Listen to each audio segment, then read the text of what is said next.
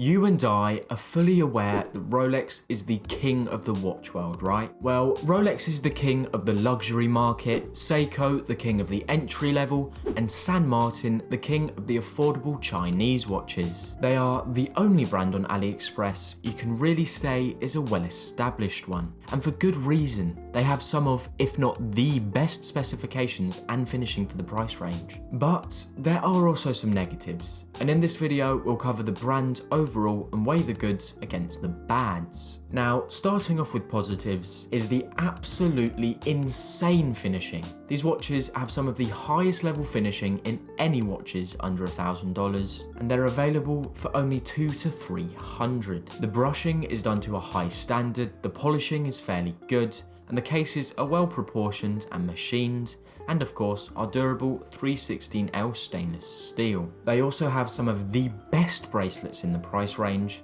and if you need a bracelet for a good price that's good quality for any watch, they're a great option. For example, Seiko, as good as they are, have some pretty bad bracelets, let's be honest. So switch it out with a San Martin bracelet, which comes in plenty of well-known and loved variations like Oyster, Jubilee, Beads of Rice and more, which are all finished to an extremely high standard. It's a great option. San Martin also has some fantastic dials that I must say don't get the appreciation they deserve. They are well machined and very satisfying to look at, and even up close on a macro lens, they're pretty incredible. The hands are also very good and they match and suit the dials perfectly. They also have good lume and the quality control seems reasonably good. With my research of over 50 San Martin watches I've asked owners about and seen in person, and only 3 of these having slight QC issues, which is very acceptable. And last for the positives, these specs are amazing, with the prices being $200 to $300, but having reliable third-party movements like the Seiko NH35 and PT5000, and all their timepieces having coated sapphire crystals,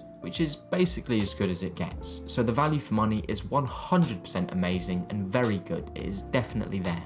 There are, however, some negatives. Starting off with the fact that the vast majority, like literally almost all of their watches, are homages. If you don't know what a homage is, it's basically a copy of another design, usually from much bigger brands. So technically they are fakes of popular watches, however they have slight differences and they have their own brand on the dials, so they're technically not considered fakes due to the branding being different, but you can also argue that they are just fakes and obviously copies, but that's a whole debate and another topic for another video.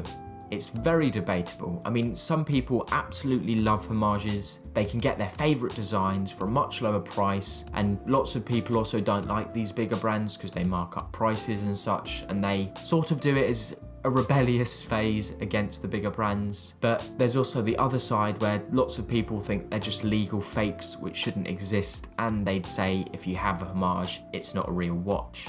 So it completely depends on which point you stand at, I suppose. However, the fact San Martin watches are homages is also why their watches are so good, as they don't have to pay for a new watch to be designed, and using third-party movements, they don't even need to pay the millions it takes for a movement to be designed either. So they can put all their money on production value. As well as this, they're only purchasable online and thus don't have the extra fees that they would in an official retailer store, as they are direct to consumer. They of course still have to pay to AliExpress a small percentage and such, but overall it's a much lower fee amount. Another issue for many people is that their brand has literally zero heritage. So lots of people who collect watches don't just like a nice watch that looks pretty and has a reliable movement. A lot of the time they want that brand name with the history. I mean, history is a large part of watch collecting. One of the reasons that you want to get a Longines or something like a Blancpain or even a Vacheron Constantin, these watches have been around, brands have been around for hundreds of years. They have so much rich history in them. And San Martin has absolutely none of that. So you can definitely argue that another thing that makes them so cheap for what they are is brand heritage comes at a cost and they don't have any. And there are obviously other watches in this price range that have lots of history, like Seiko, which almost completely destroyed the Swiss market when they came up with quartz, and Hamilton and such. But again, depending on the type of watch collector you are, this can and can't matter. In fact, I did a poll of this, and as you can see on screen now, the results are quite interesting. And the last issue is that their original designs, which there are many few of, aren't great to be honest, with the only one, which is the SNO116, being a design I'd say is actually good. Though I will say it's actually quite nice in the green. It's, I'd say, sort of avocado green. It is quite a lot like the Zulu time, the Longines Zulu time in green. It's very similar to that, but not a homage of it. It's a good alternative, I'd say. So for the negatives, it depends on the type of watch collector you are, because they're great, well-made watches. That's not something you can argue against. They are absolutely amazing, best-made watches, by far for the price range. But if you're a collector that goes against homages, they're obviously not for you. And if heritage matters a lot to you, they're not an option either. Also, many bring up the issue of buying the Chinese watches supporting the CCP, but that's a rabbit hole I'd rather stay very far and very clear from. Now, to compare them to 3 other timepieces in the price range, I'll be comparing their best original design, the SNO116, to other sub $300 watches. First off, a Seiko 5. Now, Seiko has a lot more heritage and have a much larger option pool due to them having so many designs. And of course their watches are fully original, as well as the brand name being quite desirable. Add on to this that they are such a very respected brand and have dominated this price range in the past, and they're a great option. However, they have quality control issues and are getting more and more expensive without increasing quality. So San Martin beats them out in quality control, finishing, specs and wearability, though Seiko dials beat out San Martin's, and so does their design options. So all in all, I'd say it's a tie depending on what type of collector you are, whether you do or don't like homages, whether you want brand name, etc. For me personally, I'd go for a San Martin here though. Next up is the Orient Kamasu 2. Like Seiko, this brand has a lot of heritage and is a Japanese brand with a reputable and respected name. Some people are even calling them the new Seiko due to Seiko going up in price and Orient not budging much. Anyways, Orient have also a very wide range of designs, with their dress watch, the Bambino, being one of the best options in the price range. And as for divers, I've picked the Kamasu 2, but they also have the Mako line, for example, which are all great options. They have better specs than Seiko, but not as good specs as San Martin, however.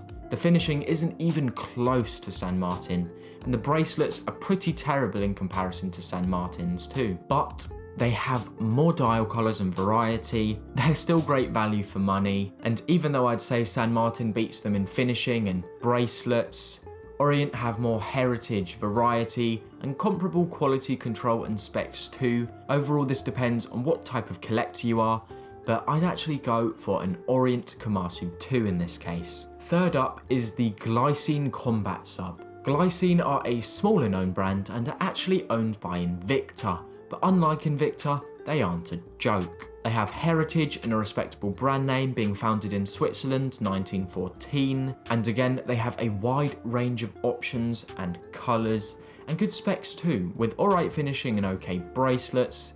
But in the sub 300 price range, their options are very limited as they're a bit more pricey than Orient, for example. I'd say San Martin definitely has better finishing, dials and bracelets, and comparable options too, but Glycine are original, they have more heritage, they're more reliable in terms of quality control. Again, I'd have to say, personally, I'd give this one to San Martin. Overall, I'd say it's completely dependent on how you collect watches.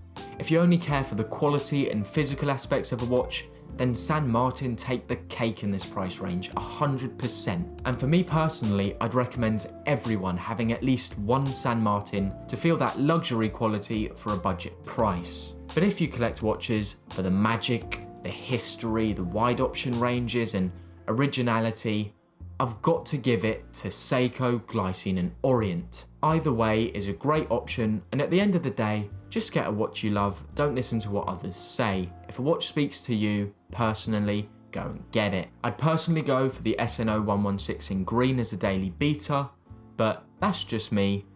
Anyways, I appreciate your time, like and subscribe if you don't mind.